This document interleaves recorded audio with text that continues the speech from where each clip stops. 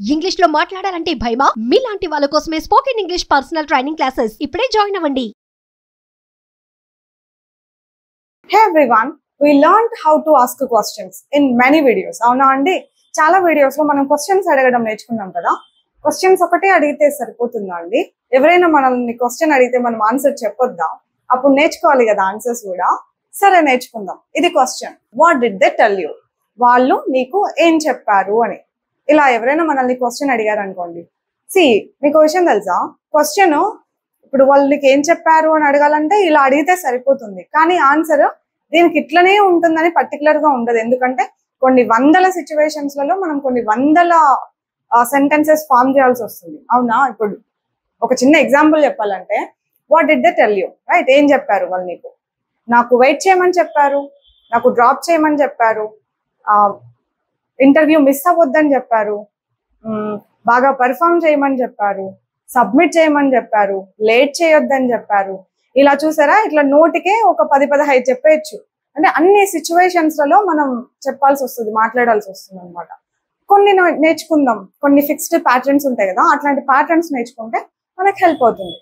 ఒకటి, ఎవరైనా మనకు ఏ పనైనా చేయమని చెప్పారు అనుకోండి, ఓకే, వాళ్ళు నాకు ఇది చేయమని చెప్పారు అని చెప్పాలంటే మనం టు ని యూజ్ చేసి కనెక్ట్ చేయాల్సి ఉంటుంది. ఎలా అంటే, సింపుల్ ఎగ్జాంపుల్, వాళ్ళు నాకు డ్రాప్ చేయని చెప్పారు, అనుకోండి.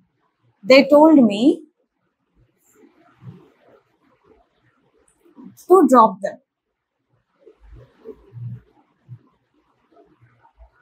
They told me drop them అని ఉండదు, దే టోల్డ్ మీ డ్రాప్ అని ఉండదు. ఖచ్చితంగా ఈ టు ఉండి తీరాలి, ఓకేనా? They told me to drop them.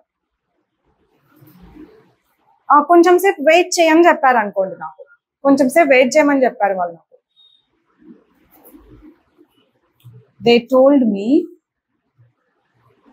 To wait. So ఏముండాలి? ఖచ్చితంగా టు ఉండాలి, ఓకేనా? రేపటి లోపు రిపోర్ట్స్ సబ్మిట్ చేయి అని చెప్పారు అనుకోండి, ఆర్ ఆ ప్రాజెక్ట్ సబ్మిట్ చేయి, ఏదో ఒకటి సబ్మిట్ చేయి అని చెప్పారు అనుకోండి. దే టోల్డ్ మీ ఏముండాలి? To submit it by tomorrow. They told me to submit it by tomorrow. రేపటి లోపు సబ్మిట్ చేయమని చెప్పారు. ఇలా ఏం చేయమని చెప్పారు, ఈ పని చేయమని చెప్పారు అని చెప్పాలంటే మనం టు అని యూజ్ చేయాల్సి ఉంటుంది ఖచ్చితంగా, ఓకే? ఒక్కొక్కసారి అట్లా చేయొద్దు అని కూడా చెప్తూ ఉంటారు కదా. ఇంటర్వ్యూ మిస్ అవ్వద్దు అని చెప్పారు, డిస్టర్బ్ చేయొద్దు అని చెప్పారు, కాల్ చేయొద్దు అని చెప్పారు, రేపు రావద్దు అని చెప్పారు.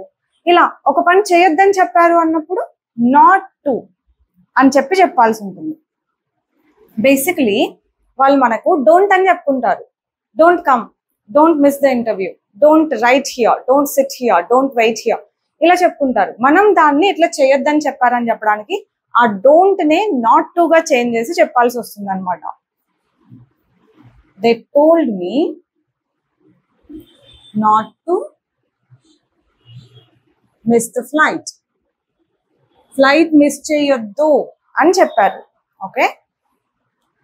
ఇక్కడ మనం ఇట్లా అనకూడదా? They told me don't miss the flight అనకూడదా అని చాలా మంది అడిగే క్వశ్చన్. అనకూడదా అంటే ఖచ్చితంగా అనకూడదు. మీరు తప్పులు చేయాలనుకుంటే అనొచ్చు, మామూలుగా కరెక్ట్ గా మాట్లాడాలనుకుంటే అనకూడదు. రీజన్స్ నన్ను అడగకూడదు, ఓకేనా? నెగ్లెక్ట్ చేయొద్దు అని చెప్పారు. They told me not to neglect.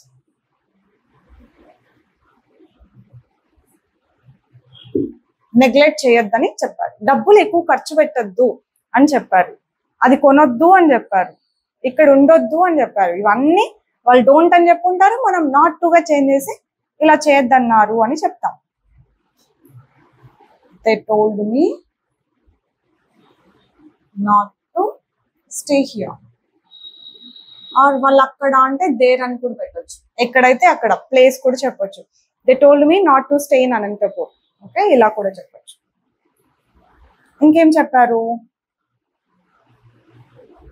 They told me not to eat food there. Food ఎక్కడ తినొద్దు అని చెప్పారు అనుకోండి, they told me not to eat the food there. Nervous గా ఉండొద్దు అని చెప్పారు, they told me not to be nervous. Don't be nervous అని చెప్పుకుంటారు వాళ్ళు. సో మనం అదే చేస్తాం, డోంట్ అన్నది నాట్ టు గా చేంజ్ చేస్తాం అంతే. They told me not to be nervous. ఇలా ఒక క్వశ్చన్ కి ఎన్ని ఆన్సర్స్ రాయొచ్చు తెలుసా? నేను ఇంకా వేరే క్వశ్చన్స్ కూడా చెప్తాను, ఒక క్వశ్చన్ కి ఎన్ని రకాల ఆన్సర్స్ చెప్పొచ్చు అని. కొన్ని సర్కాస్టిక్ ఆన్సర్లు కూడా చెప్పొచ్చు తెలుసా? ఎప్పుడు ఇట్లా పాజిటివ్ గా నెగటివ్ గానే చెప్పాం మనం కొన్నిసార్లు. ఇప్పుడు నీకెందుకు, ఇప్పుడు నీకు చెప్పాల్సిందేనా, లేకపోతే వదిలిపెట్టవా, ఏం చేస్తావు చెప్పకపోతే, ఇలాంటివి కూడా మాట్లాడతాం కదా. అలాంటివి కూడా నేర్చుకుందాం నెక్స్ట్ క్లాసెస్ లో. ఇప్పటికి క్లియర్ గా నేర్చేసుకోండి. I'll see you with some other concept next. Bye by.